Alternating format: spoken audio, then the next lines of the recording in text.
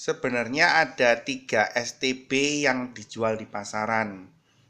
Cuman saya ada 2 saja yang di sini. Yang Huawei, kemudian Viberhome, satunya lagi itu ZTE. Bedanya yang Huawei sama ZTE yang saya tidak ada di sini itu beda di RAM. Kalau yang dua alat ini RAM-nya sama-sama 2 GB, sedangkan yang ZTE masih 1 GB. Harganya antara yang RAM 2 yang ZTE dengan Huawei itu selisih sedikit. Makanya yang ZTE itu mungkin sudah punah lah peredarannya di dunia peronlinean.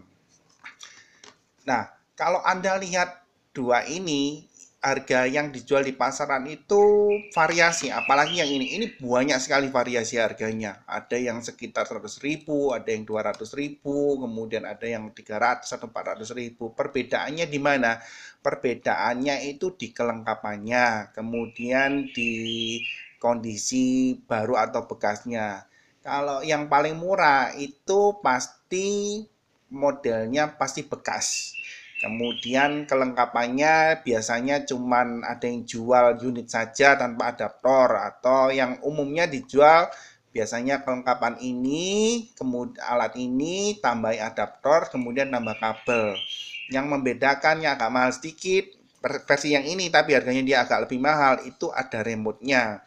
Nah, remote-nya pun sendiri pun sebenarnya ada dua macam. Yang aslinya punya Huawei biasanya bentuknya besar, warnanya putih. Yang enggak orisinilnya dia agak kecil dan menunya enggak terlalu banyak. Kalau yang model ini biasanya sih dijualnya sudah lengkap. Jadi Anda akan dapat alat ini, adaptor, kabel HDMI 1, kabel RCA 1, remote. Nah, perbedaannya ini dengan ini apa? Kalau saya sebenarnya lebih suka yang punya Huawei karena dia jarak wifi-nya lebih jauh daripada punya Viberhome ini.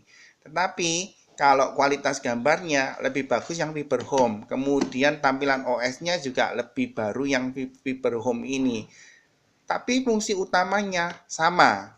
Nah, untuk yang Viberhome sudah ada Play Store-nya, tapi tidak bisa dipakai. Huawei, yang model Huawei ini juga beberapa sudah kasih ROM yang sudah ada Play Store-nya, cuman ya itu tidak bisa dipakai. Jadi Play Store-nya itu hanya mungkin sebagai nilai tambah lah agar harganya naik sedikit.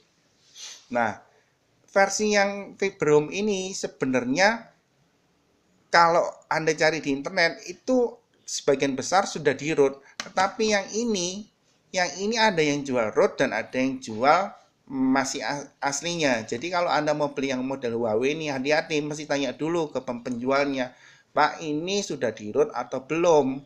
Kalau belum di root, ya sama aja, Anda beli alat ini tidak bisa dipakai. Kalau yang ini sudah pasti rototan dan bisa langsung dipakai. Kemudian untuk kestabilan sama-sama stabil. Plusnya dua-dua ini plusnya apa? Sama kok, sama fungsinya sama, kemudian kualitasnya sama, tampilannya juga sama, kecepatannya juga sama, internalnya juga sama-sama RAM 2, internal 8, kemudian sama-sama quad core. Nah, pertimbangannya apa? Mau beli yang Huawei atau Viberhome? Yang pertama, kalau menurut saya, Anda perhatikan Anda mau kualitas gambar yang tajam atau enggak. Kalau Anda mau lebih suka gambar yang tajam, Anda pilih yang Viberhome. Tapi kalau Anda mau yang jarak wifi-nya jauh, jadi misalnya wifi Anda di ruang tamu, kemudian posisi di kamar, saran saya mending pakai yang Huawei. Karena kalau yang ini kelihatannya tidak nyambung dari tempat saya yang saya coba dengan jarak yang sekitar 10 meter, yang Viberhome ini sinyal wifi-nya nggak ketangkep. Sementara yang Huawei ini masih lancar, juga lebih cepat. Performanya pun juga sama sih, hanya tinggal mau, kalau saya lebih milih gambar yang bagus ya pilih yang Viberhome ini. Tapi saya lebih pilih yang jarak wifi-nya jauh. Kalau dibilang ini saya pakai Huawei ini, terus mana yang lebih awet? Sama-sama awet. Panas enggak? Iya, sama-sama panas.